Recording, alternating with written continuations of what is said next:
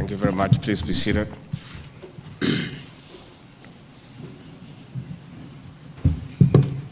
The Deputy Chief of Staff, Cabinet Secretary is present, Principal Secretary is present, senior government officials, ladies and gentlemen, good morning.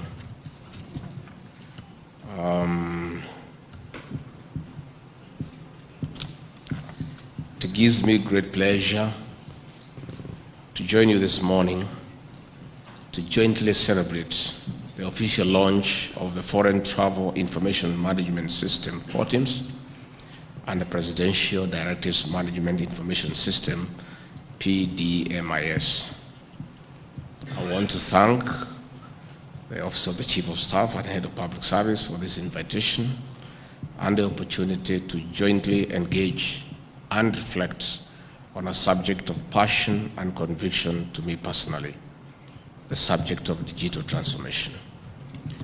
ICT has been universally recognized as an enabler of development in all spheres of human endeavor through facilitation of access to information to support decision-making and through efficient and effective processes.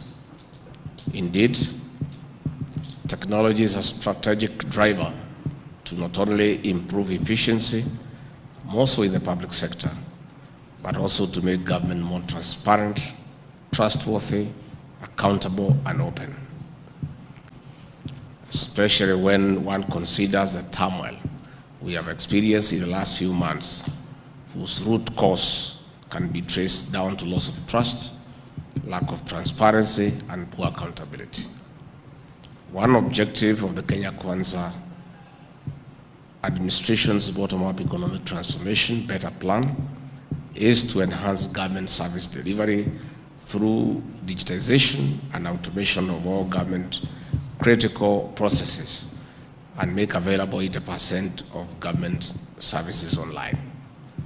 We meet here today to commission 2 such interventions on this journey and to celebrate the Office of the President for taking leadership to delivering this digital transformation.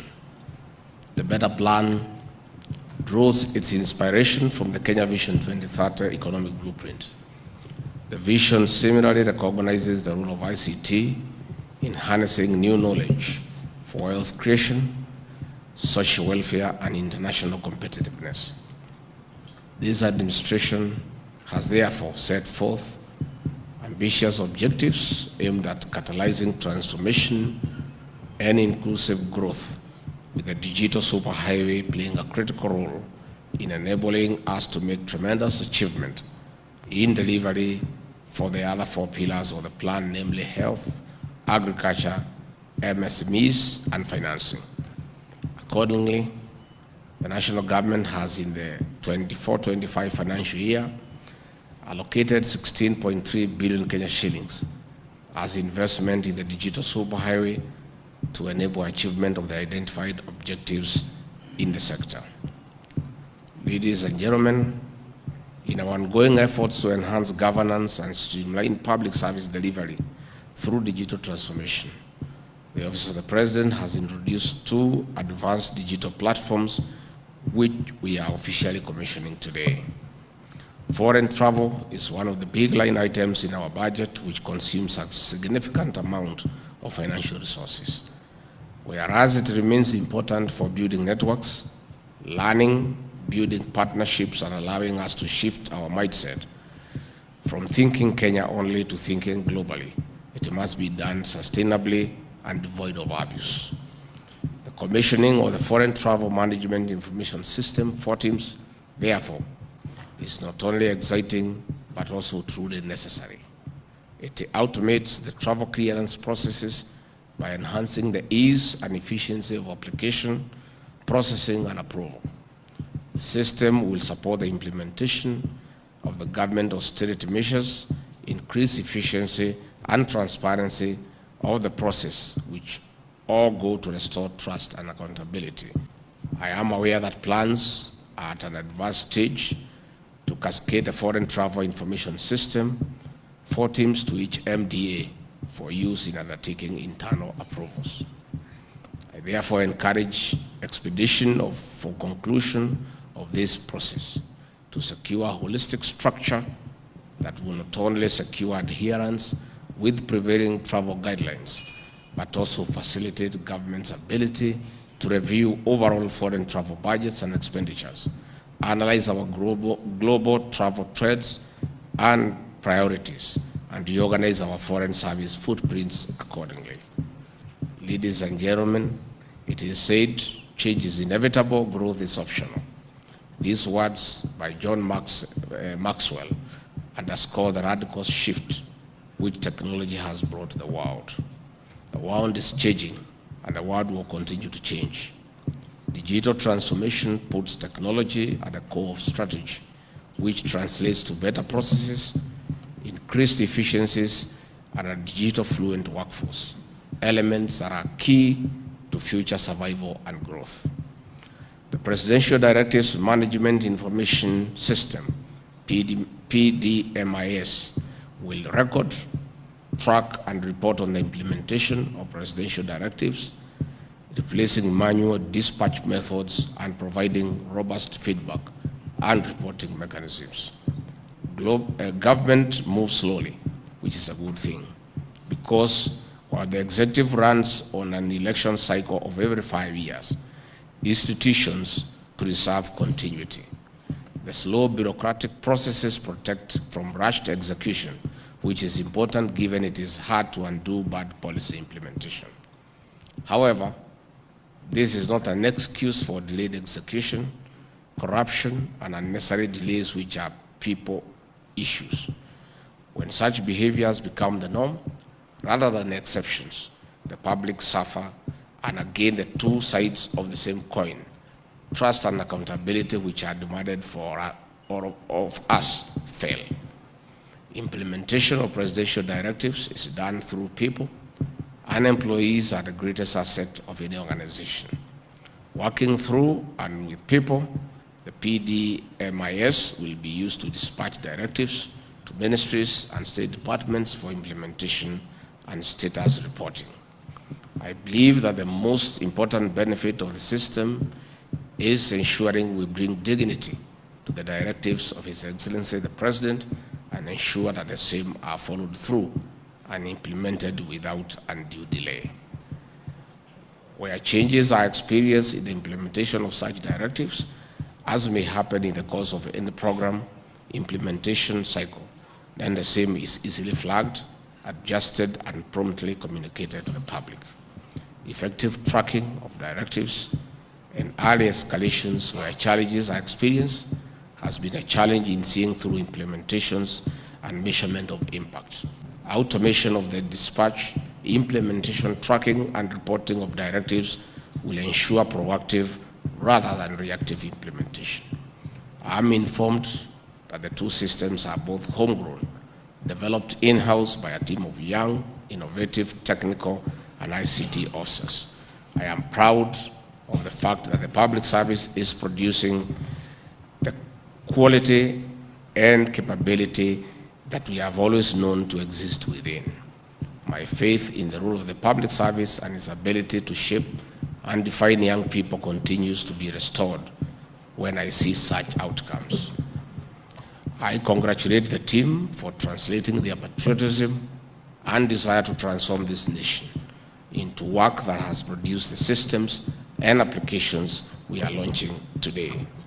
I invite all public officers to similarly see the potential of their skills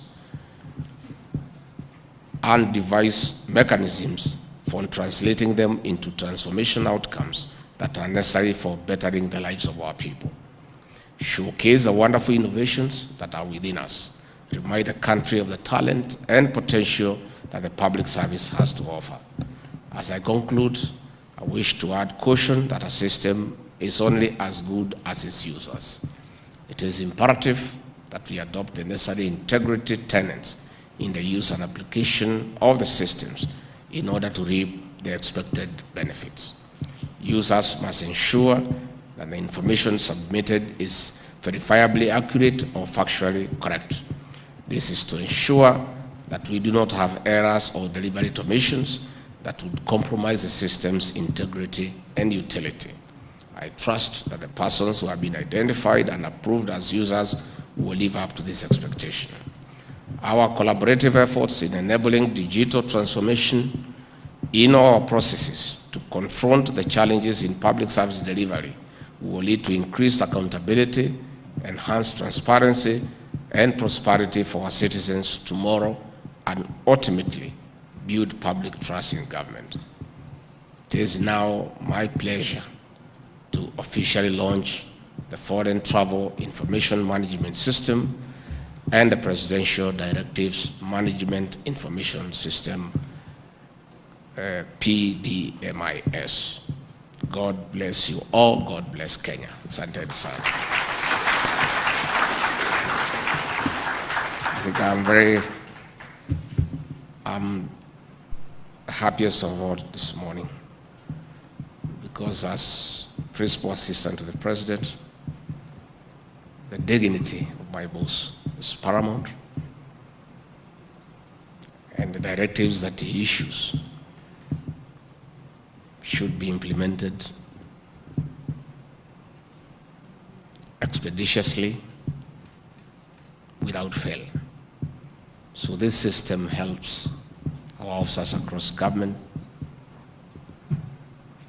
to keep a tab on what is happening and have a feedback mechanism of what the President has directed and the implementation matrix.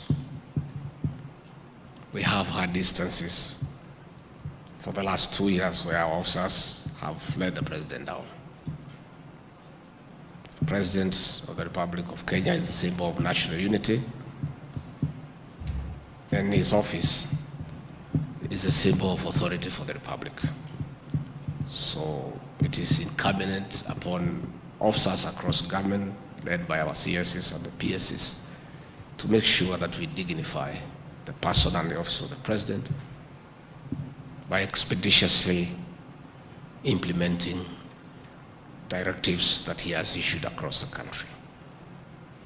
So with the launch of this system for managing information on his directives, I'm confident that by the end of the year,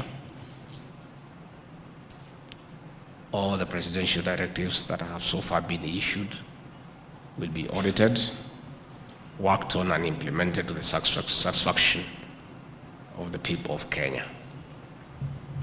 All of us whom the President has given the privilege to serve have a solemn duty to dignify him and his office by making sure that whatever pronouncement he makes across the country is implemented without fail. I'm therefore very happy with the launch of this system, that we shall keep track and ensure that those directives are implemented to the letter. Again, we are also happy on the issues of foreign travel, so that we are prudent in the use of resources when traveling out of the country. We have had instances where almost everybody is traveling, and sometimes you are left to wonder who remains behind to buy the house. With the launch of this system, I have no doubt in my mind we will be more prudent, and we will rationalize those who are authorized to travel out of the country on official business, and clearly justify the use of public funds out of the country. So this is a good day for the public service, and these two systems will help us to be more efficient and work to the satisfaction of the people of Kenya. Again, it's a revolution for those of us who started our career in the public service. This is a great milestone, because when we entered the public service in the year 1989, everything was manual, and we were still working efficiently, but the world has gone digital. The world is now a global village, and we must move with the times. So this is another very important milestone for the public service in the Republic of Kenya. And I want leader to thank all our public servants for their patriotism and commitment to serve the people of Kenya, and leader to say that we have got a good public service because it ensures continuity when there is change of government. And therefore, we ask the public service that it is a custodian of the Kenyan state because it keeps things going even when there is change of government. So I want to encourage all public servants to continue serving this country with dedication, commitment and patriotism because we owe it to the people of Kenya. Asante sana, Mungu awabariki. Asante sana Mheshimiwa Naibu Rais, basi tuendelee kwa makofi.